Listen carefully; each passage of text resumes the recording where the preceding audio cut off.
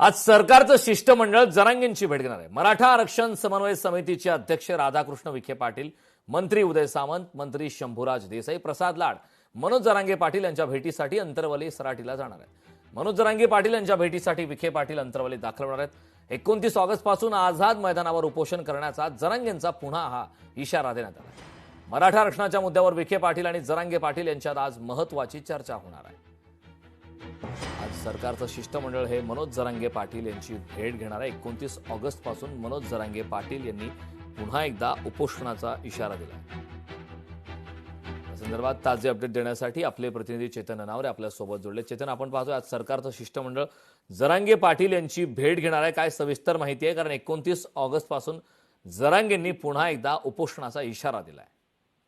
निश्चित कारण पुढच्या आठवड्याभरामध्ये मनोज जरांगे पाटील आहेत ते पुन्हा एकदा मुंबईच्या दिशेने कूच करताना पाहायला मिळणार आहेत। आझाद मैदान या ठिकाणी त्यांनी मराठा आरक्षणाची योग्य प्रकारे अंमलबजावणी होत नसल्याचा आरोप करत कुठेतरी उपोषणाचा इशारा दिलेला होता आणि याची गंभीर दखल घेत आता सरकारचं एक शिष्टमंडळ आहे ते अंतरवाली सराटीच्या दिशेने रवाना होणार आहे। अर्थातच मराठा उपसमितीचे मंत्रिमंडळ समितीचे जे अध्यक्ष आहेत राधाकृष्ण विखे पाटील यांच्या नेतृत्वाखाली हे शिष्टमंडळ आता जरांगेची भेट घेण्यासाठी जात आहेत।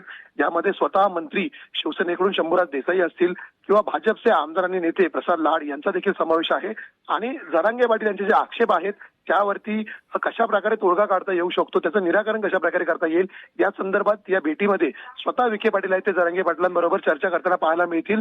त्यामुळे या भेटीनंतर तरी जरांगे पाटील आपला उपोषणाचा पवित्रा आहे तो मागे घेणार का हे पाहणं महत्त्वाचं असेल। कारण नक्कीच चेतन, या भेटी दरम्यान काय घडामोडी घडतात, जरांगे पाटील आणि सरकारच्या शिष्टमंडळामध्ये काय चर्चा होती हे पाहणं महत्त्वाचं आहे। खूप खूप धन्यवाद या महत्त्वपूर्ण अशा माहितीसाठी।